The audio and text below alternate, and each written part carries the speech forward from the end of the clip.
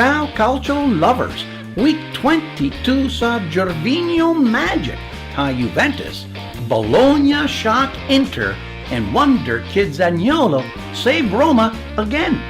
While in midweek Coppa Italia play, Juve and Napoli both crash and burn. Wow, what a week. My name is Graziano.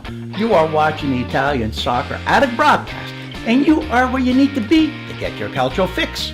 Andiamo! Ciao amici del calcio, here I am, it's Jim Iafalici. Welcome to the Super Bowl Hangover Show. Graz, what did you think of the game last night? That was pretty boring. Yeah. I'll take men in shorts any day. First off, Napoli hosted red-hot Sampdoria and Quags, who had scored in 11 consecutive matches at the Sao Paulo.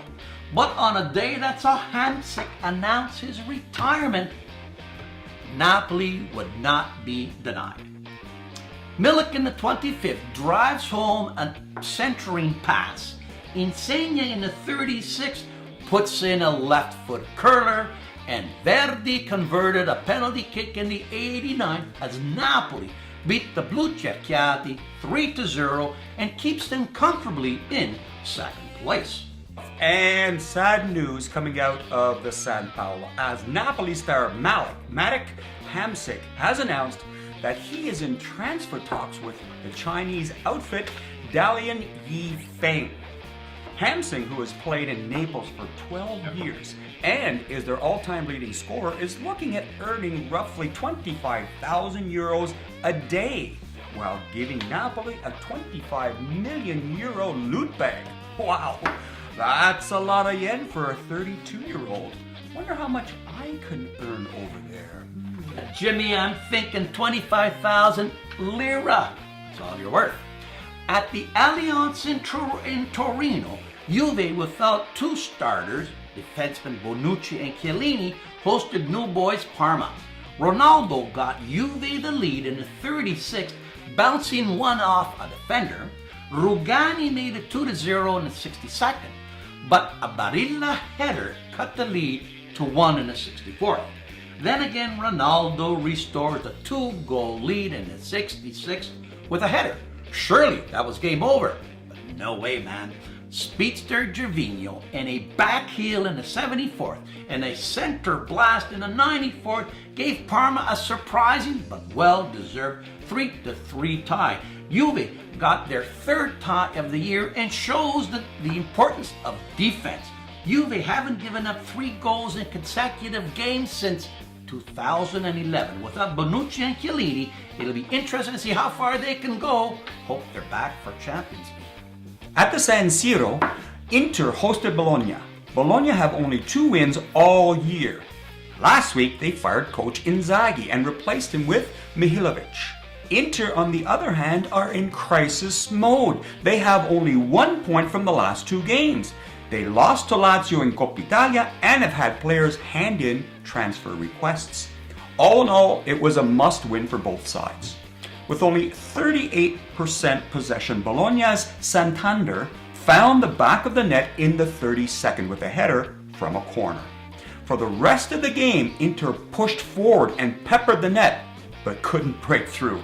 And Bologna got their 3rd victory of the year and first since October 30th, of last year, beating Inter 1-0. Inter now have only 1 point from the last 3 games. This is not a crisis. It's a catastrophe. Mr. Conte, are you looking for a job? You know, Jim, I think Conte may just answer that phone call.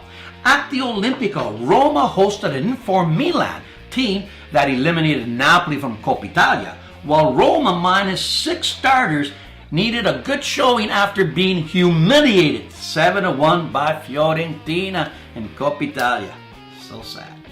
Higuain's replacement Piontek got his 3rd goal for Milan in the 26th, poking home a centering pass. But shortly after the restart, Roma wonder kid Zaniolo responded with his 3rd of the year as he tapped home a ball from a scramble.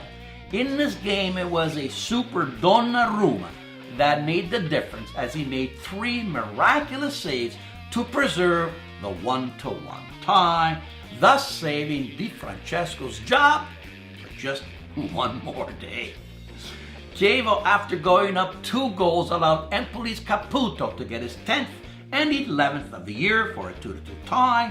At the Ferraris in Genoa, new signing Sanabria got his 2nd goal in as many games for a 1-1 tie.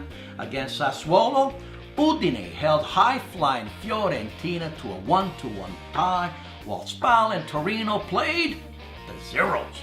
On Monday, Lazio traveled to Frosinone and Cagliari host red-hot Atalanta. My goal of the week comes from speedster Gervinho. Watch this cheeky back heel.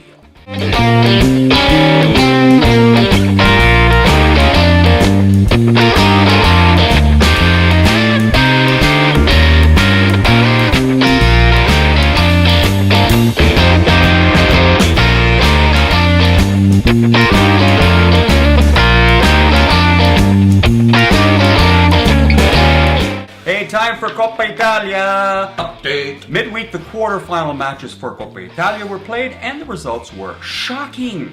I haven't seen so many upsets since I watched that film, The Titanic. First, Milan's new purchase, Piontek, got 2 goals to eliminate Napoli. Then Fiorentina embarrassed Roma at the Franchi by putting 7 in the net. Yes, 7! With a triple from Chiesa and a double from Simeone. Then Lazio took Inter to penalties and won after bad boy Nangolan missed. And to add insult to injury, mighty Juventus, with Ronaldo in the lineup, crashed and burned as Atalanta got 2 from Zapata to beat the champs 3-0. Without the Coppa Italia title, Juve will once again fail to win the triple. And did I say they have Ronaldo in the lineup? No, there's only one Italian team to have won the tripletta, which is the League, the Coppa Italia, and the Champions League in the same year. And that was Inter in 2011-2012. Sorry, Juve, but it's not your year again. Hey, Hannibal time! The EPL played midweek games, and most of them wished they hadn't, as Chelsea lost 4-0 to Bournemouth. Newcastle beat City 2-1, and both Liverpool and United tied. But on the weekend, Chelsea put the 4-0 loss behind them and bounced back, beating Huddersfield 5-0, with new boy Higuain getting the brace. City also put aside the midweek loss with a 3-1 victory over Arsenal, as Kun Agüero scored his 10th EPL hat-trick. At King Power Stadium, United got its 9th victory since firing the special one. And after 25 games, Liverpool leads City by 2 points with the game in hand, and United climbed into 5th spot. Meanwhile, on the peninsula, Messi scored 2 to give him 20 for the year as Barcelona tied Valencia 2-2, while Real roasted CD Alves and the Chipmunks 3-0. Even with the tie, Barca are still 8 points up. On the Rhine, Bayern's bad year continues, losing to Leverkusen 3-1, and are 7 back of Borussia Dortmund, who tied Eintracht 1-1.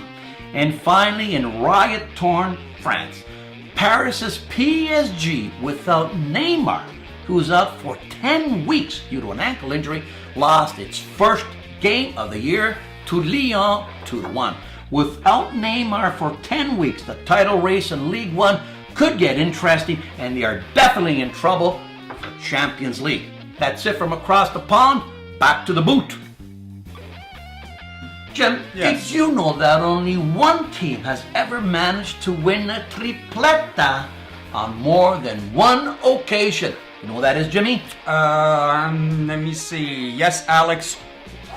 Where is Barcelona? What is Oh, Barcelona? what is Barcelona? I'm sorry. And Graz, did you know that your team, Roma, has conceded 7 goals on 6 occasions? Graz, when was the last time that this happened?